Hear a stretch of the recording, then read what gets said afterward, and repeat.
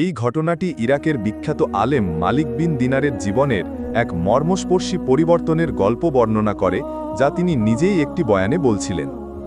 গল্পটি শুরু হয় যখন মালিক বিন দিনার একটি বিশাল জনসমাবেশে বক্তব্য দেবার জন্য মঞ্চে ওঠেন।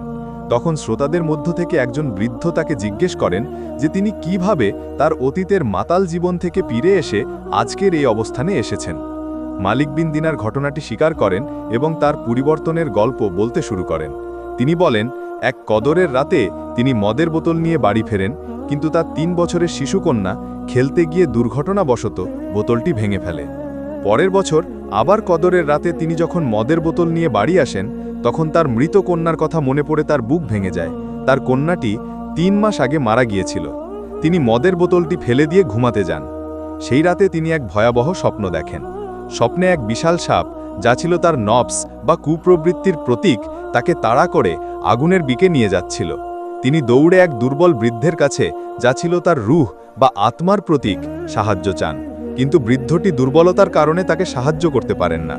বৃদ্ধটি তাকে একটি পাহাড়ের দিকে পালিয়ে যেতে বলেন। তিনি পাহাড়ের ওপারে একটি সুন্দর বাগান দেখতে পান, যেখানে শিশুরা খেলছিল। সেই শিশুদের মধ্যে তার মৃত কন্যাও ছিল। মেয়েটি দৌড়ে এসে তার হাত ধরে এবং অন্য হাতে সাপটিকে থাপ্পড় মেরে দূরে সরিয়ে দেয়।